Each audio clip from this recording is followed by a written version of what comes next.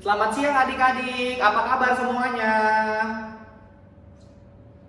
Puji Tuhan baik semua ya.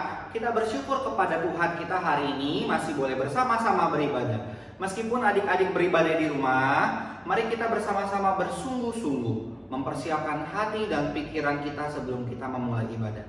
Koko ajak adik-adik untuk bersaat teduh sejenak, berdoa di dalam hatinya masing-masing. Saat teduh dimulai.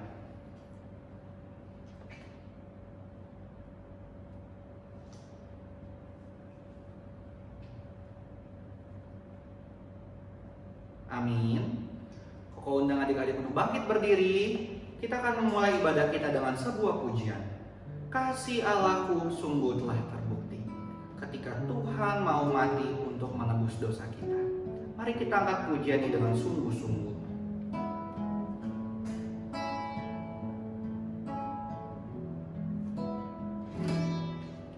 Kasih Allahku sungguh telah terbukti ketika Dia serahkan anaknya. Kasih Allah mau berkorban bagi kau dan aku. Tak ada kasih seperti kasih-Mu. Bersyukur, bersyukurlah. Bersyukur, bersyukur, bersyukurlah, bersyukur karena kasih setiamu. Ku sembah, ku sembah, ku sembah, ku sembah, ku sembah dan ku sembah selama hidupku. Ku sembah Kau Tuhan. Mari kita masuk ke dalam doa. Tuhan, kami bersyukur, kami berterima kasih. Engkau sungguh mengasihi kami sampai hari ini. Kami boleh bersama-sama beribadah. Pimpin kami Tuhan agar kami boleh bersungguh-sungguh dan bersukacita memuji nama Tuhan. Pimpin ibadah kami hari ini di dalam nama anak-Mu yang tunggal Tuhan Yesus Kristus. Kami telah berdoa dan mengucap syukur. Amin. Nah adik-adik, kita mau bersyukur kepada Tuhan. Bagaimana Tuhan yang sudah mau lahir untuk kita. Dia sudah mau mati untuk kita. Dan Tuhan telah bangkit bagi kita semua. Mari kita angkat pujian bersama-sama. Dia lahir untuk kami. Dia lahir untuk kami. Dia mati untuk kami. Dia bangkit bagi kami semua. Dia itu Tuhan kami. Dia itu Tuhan kami. Dia itu Allah kami. Dia Raja di atas segala raja. Dia itu firman Allah. Dia itu firman Allah yang turun ke bumi dan jadi sama dengan manusia. Dia Yesus sobat kami, sobat kami. Dia Yesus Tuhan kami, Sang penebus juru selamat, Sang penebus juru selamat dunia, Sang penebus juru selamat dunia, Sang penebus juru selamat, Sang penebus juru selamat dunia. Nah adik-adik, Yesus bukan cuma sayang ke Kokorian saja, Yesus juga sayang kepada adik-adik semua. Mari kita bersama-sama mengangkat pujian yang mengatakan Yesus sayang semua.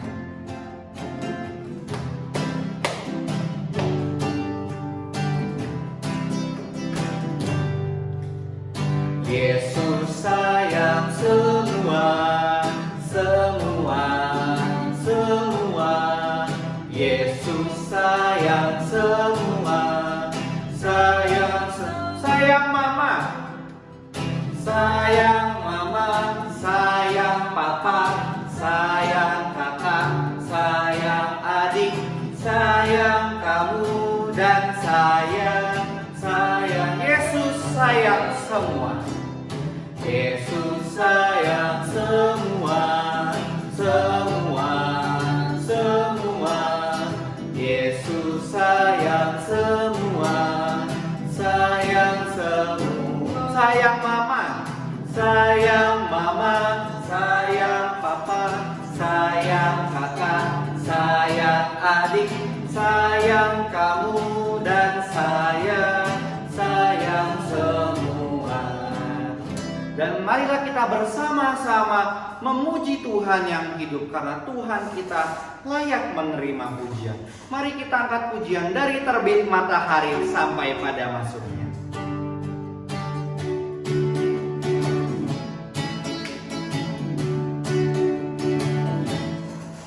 Dari terbit matahari sampai pada masuknya, biarlah nama Tuhan dipuji. Dari terbit matahari sampai pada masuknya, biarlah nama Tuhan dipuji. Puji, puji, puji Tuhan. Puji Tuhan. Puji Tuhan. Dari terbit matahari sampai pada masuknya, biarlah nama Tuhan dipuji. Silakan duduk adik-adik. Koko mau kasih tahu pengumuman. Buat adik-adik boleh mempersiapkan persembahannya, dimasukin ke amplop. Nanti kalau kita sudah kembali beribadah seperti biasa di gereja, persembahannya dibawa. Atau adik-adik bisa minta tolong ke papa mama atau ke cici Koko, tolong transferin ke rekening yang tertera, rekening gereja. Dan pengumuman buat adik-adik, selama sekarang ini jangan keluar rumah dulu, di rumah aja. Sering-sering cuci tangan dan makan makanan yang sehat, makan sayur, makan buah-buahan, jaga kesehatan ya. Sekarang kita mau bersama-sama mendengarkan firman Tuhan. Koko undang adik-adik untuk berdiri kembali. Dengan sikap yang sungguh-sungguh kita mau menaikkan sebuah pujian. Kita bersyukur mempunyai seorang sahabat yang begitu baik untuk kita. Sahabat yang mau mati untuk kita, yaitu Tuhan Yesus. Mari kita angkat pujian Yesus sahabatku bersama-sama.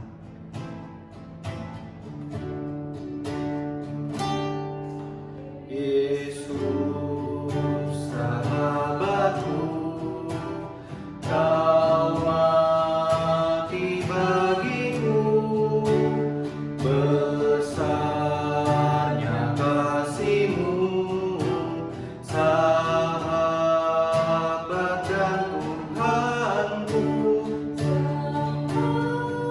Ku bersama nanti sampai aku mati, bukan ingat di Kau, Yesus sahabatku, sampai ku besar nanti, sampai aku mati, bukan ingat di Kau, Yesus sahabat dan Tuhanku.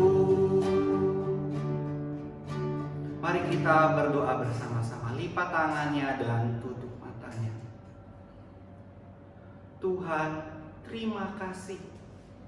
Engkau sungguh mengasihi kami sampai rela mati menebus dosa kami. Kami bersyukur ya Tuhan. Dan juga Engkau mau memberikan firman Tuhan kepada kami. Ajarlah kami agar kami menjadi pendengar yang baik dan mengerti firman-Mu. Di dalam nama Tuhan Yesus kami telah berdoa dan mengucap syukur. Amin.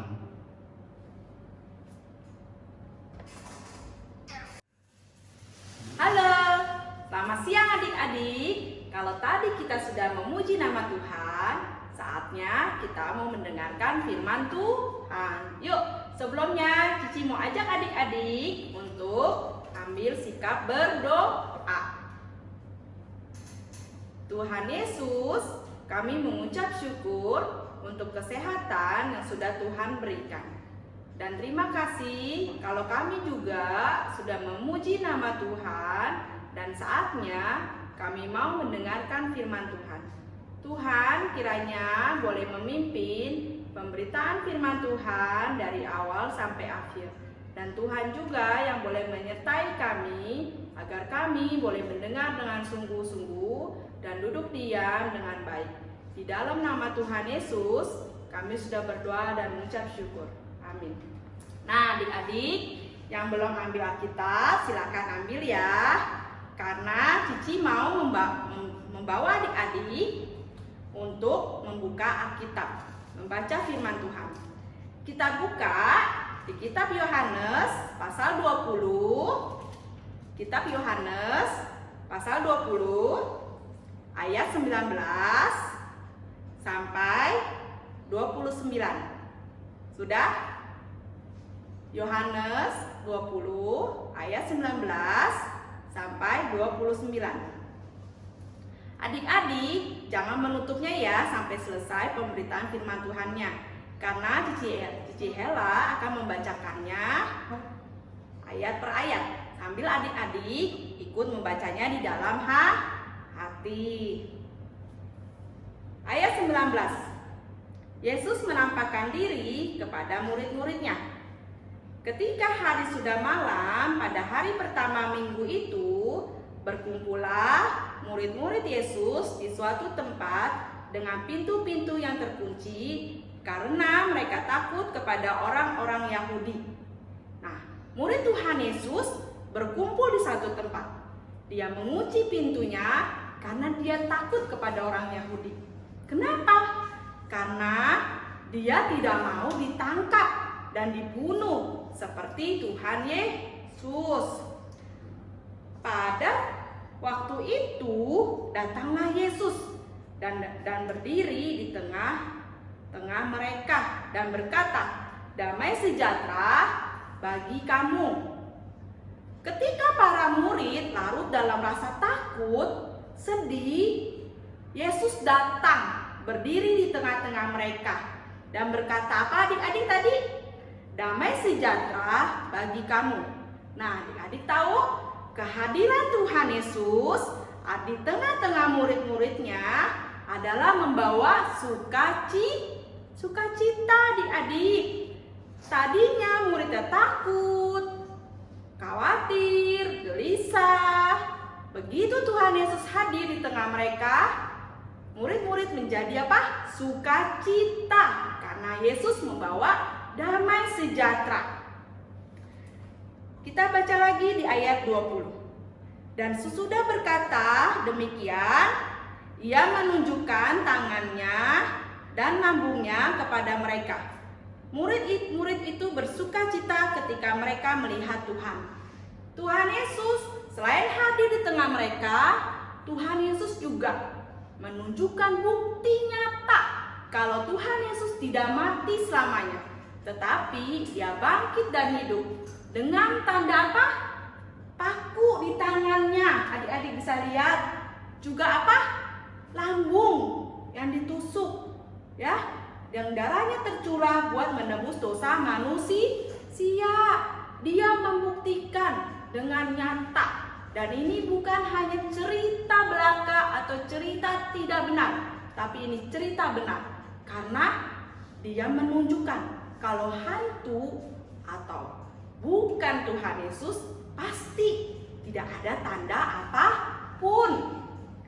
Kita baca lagi di ayat 21. Maka kata Yesus sekali lagi, damai sejahtera bagi kamu. Ditekankan 2 kali. Supaya apa? murid-murid benar-benar tidak lagi ada rasa takut, tetapi ada rasa sukacita. Sama seperti Bapa mengutus aku, demikian juga sekarang aku mengutus kamu. Dan sesudah berkata demikian, ia mengembusi mereka dan berkata, terimalah Roh Kudus. Terimalah Roh Kudus. Adik-adik tahu? Terimalah Roh Kudus, Tuhan Yesus berkata kepada murid-muridnya. Karena kehadiran Roh Kudus dapat apa? Memperbaharui hidup murid-murid Tuhan Yesus. Kita adik-adik bisa catat ya. Di Kisah Pasal Rasul 1 ayat 5. Atau kita mau membacanya? Boleh. Yuk kita buka yuk. Kisah Para Rasul 1 ayat 5. Sebab Yohanes membaptis dengan air, tetapi tidak lama lagi kamu akan dibaptis dengan Roh Kudus. Kalau dulu murid-murid Tuhan Yesus dibaptis dengan Yohanes dengan air, tapi saat ini Tuhan yang membaptis mereka dengan apa? Roh Kudus. Dia menghembuskan Roh Kudus. Dan melalui kebangkitannya Yesus memberikan roh yang menghidupkan. Semua murid-murid Tuhan Yesus menerima itu, dan dia dilahirkan kembali dan berani menjadi saksi Kristus. Nah, adik-adik juga di tengah-tengah dunia ini, di tengah-tengah lingkungan, baik di sekolah maupun dimanapun, adik-adik bisa menjadi teladan. Bagaimana Cici? Aku nggak bisa menyampaikan firman Tuhan. Jadilah teladan di dalam hidupmu, baik dalam sikapmu, dalam perkataanmu. Tapi aku nggak bisa. Memang roh itu penurut, daging itu lemah. Artinya kita berdoa minta Roh Kudus menolong kita untuk menjadi saksi-saksi Kristus. Menjadi apa? Saksi-saksi Kristus yang mau menjadi teladan, mau membuktikan bahwa Tuhan Yesus hidup di dalam hidup kita. Kita mau diubahkan setiap karakternya dan berani bersaksi seperti murid-murid Tuhan Yesus. Di ayat, kita lanjut ya, tadi ya. Di ayat 23, jikalau kamu mengampuni dosa orang, dosanya diampuni. Dan jikalau kamu menyatakan dosa orang tetap ada, dosanya tetap ada. Setelah Tuhan Yesus memberikan Roh Kudus, ya, menghembuskan Roh Kudus itu, dia juga mau kita belajar apa adik-adik? Mengampuni dosa. Jadi jangan pernah bilang aku nggak mau ampuni dosa dia, aku sebel sama dia, aku nggak mau main lagi sama dia. Adik-adik harus saling mengampuni. Adik-adik bisa buka di Matius 18 ayat Matius 18. Coba ya kita baca ya. Matius 18 ayat 21. Matius 18 ayat 21 sampai 22. Kemudian datanglah Petrus dan berkata kepada Yesus, "Tuhan, sampai berapa kali aku harus mengampuni saudaraku jika ia berbuat dosa terhadap aku? Sampai 7 kalikah?" Yesus berkata kepadanya, "Bukan, aku berkata kepadamu, bukan sampai 7 kali, melainkan sampai 70 kali 7 kali."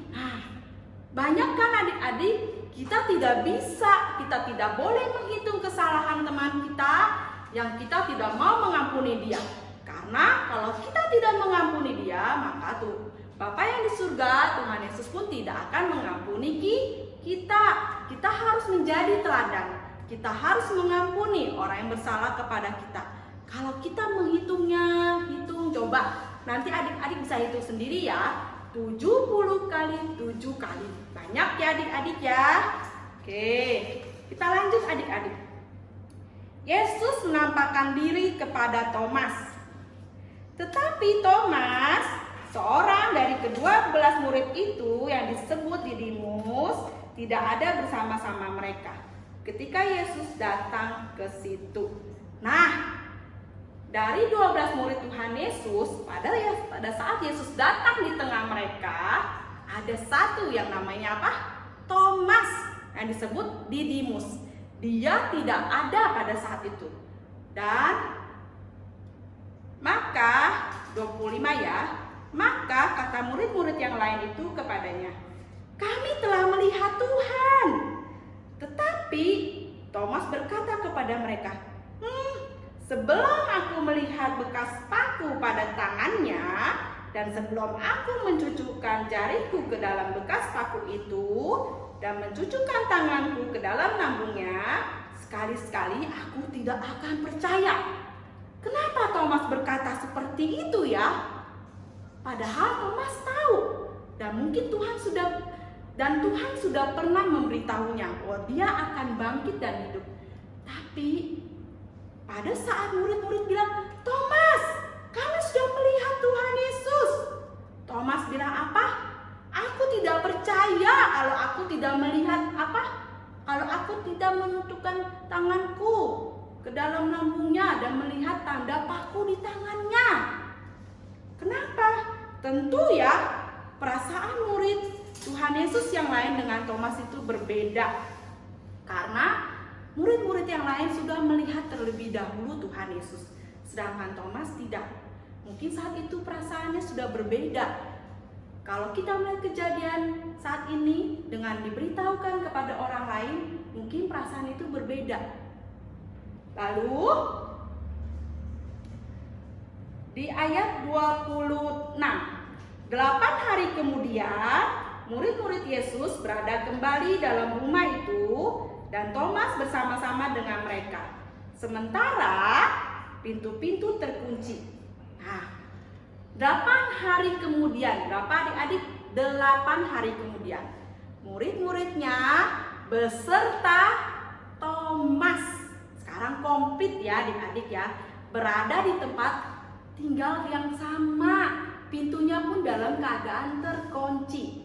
Dan Tuhan pun hadir di tengah mereka. Tuhan pun datang. Dan Tuhan langsung loh bisa berkata kepada Thomas ya, tanpa bertanya loh. Coba ya, kita buka ya. Tadi ya. Sementara pintu-pintu terkunci, Yesus datang. Ya, Yesus datang. Dan ia berdiri di tengah-tengah mereka dan berkata lagi adik-adik, "Damai sejahtera bagi kamu." Kemudian Tuhan Yesus berkata ya, 27 adik-adik, baca ya. Kemudian ia berkata kepada Thomas, langsung Tuhan Yesus berkata kepada Thomas, "Taruhlah jarimu di sini dan lihatlah tanganku. Ulurkanlah tanganmu dan cucukkanlah ke dalam lambungku, dan jangan engkau tidak percaya lagi, melainkan percayalah." Tuhan Yesus berkuasa. Walaupun Thomas berkata, "Aku tidak akan percaya," pada saat itu ada nggak Tuhan Yesus? Tidak ada. Tetapi Tuhan Yesus mengetahui setiap hati manusia. Jadi adik-adik berkata-kata dimanapun adik-adik berada, jangan sembarangan berkata. Mungkin adik-adik berpikir Tuhan tidak melihatnya, Tuhan tidak ada saat ini. Tidak, Tuhan tahu apa yang adik-adik lakukan, Tuhan tahu apa yang adik-adik katakan. Bahkan Tuhan tahu isi hati adik-adik mau berkata apa. Kalau Cici Hela tidak tahu isi hati adik-adik, tetapi Tuhan Yesus tahu. Tuhan Yesus tahu apa yang adik-adik butuhkan. Tuhan Yesus tahu apa yang adik-adik perlukan. Sama seperti halnya Thomas. Tuhan Yesus tahu apa yang Thomas mau. Tuhan Yesus tahu apa yang Thomas pinginkan. Makanya dia bilang apa? "Thomas, nih, pegang jarimu di tanganku ini ya, dan cucukkan ke dalam lambungku." Dan Tuhan Yesus tidak menghindari hal itu. Tapi Tuhan Yesus mau supaya apa? Thomas pun percaya seperti murid-murid yang lain. Kita sambung ya. Di ayat 28. Thomas menjawab dia, "Ya Tuhanku dan Allahku." Thomas menjawab dengan gemetar karena dia sudah berasa dengan imannya bagaimana, makanya dia mengakui kesalahan itu. Jadi adik-adik, kalau melakukan kesalahan, datang kepada Yesus, minta ampun. Tuhan selalu memaafkan kita. Seperti Thomas, ya Tuhanku dan Allahku. Dia mau mengakuinya dan percaya kepada Tuhan Yesus.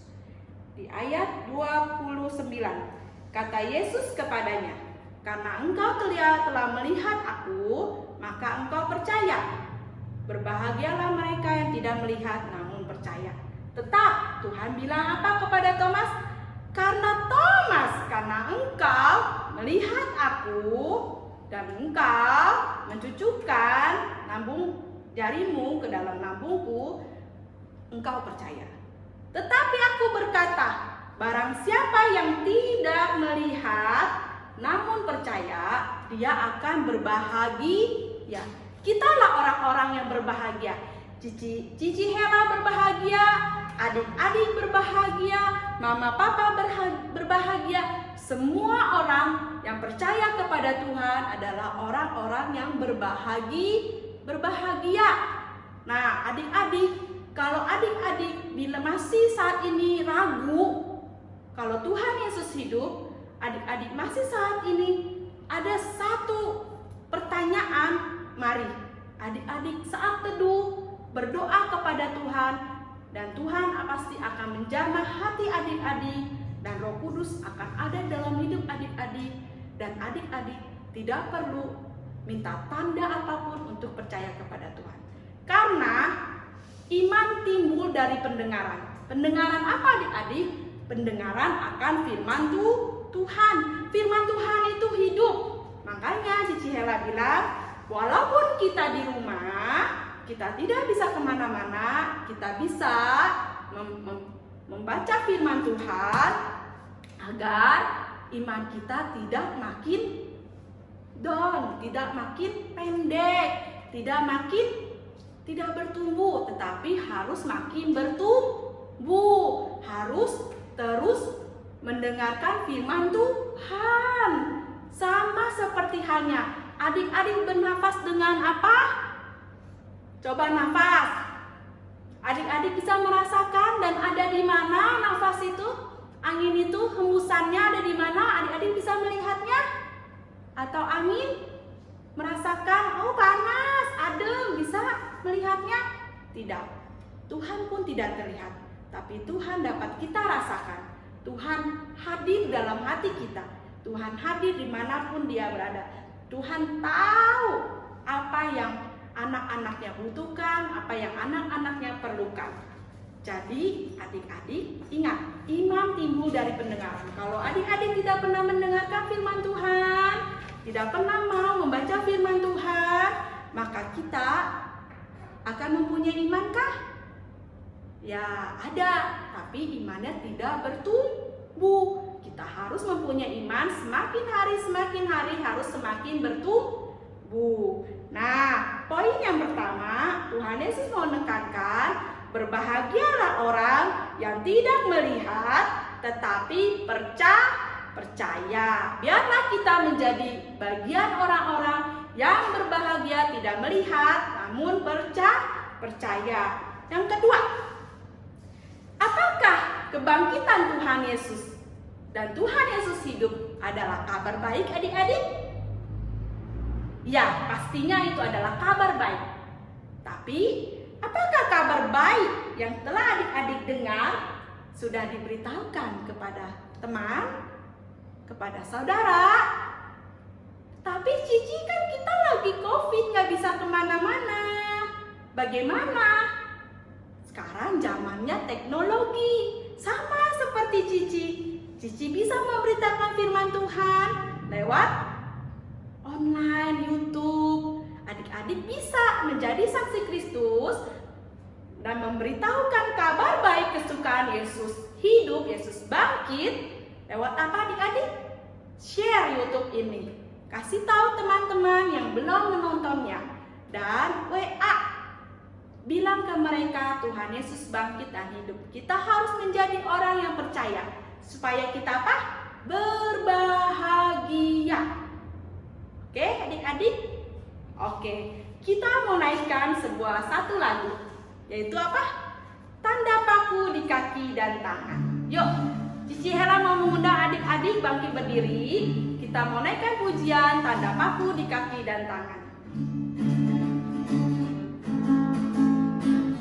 Tanda paku di kaki dan tangan, tanda cinta, tanda cinta, tanda tombak menusuk di pinggang, tanda cintanya Tuhan.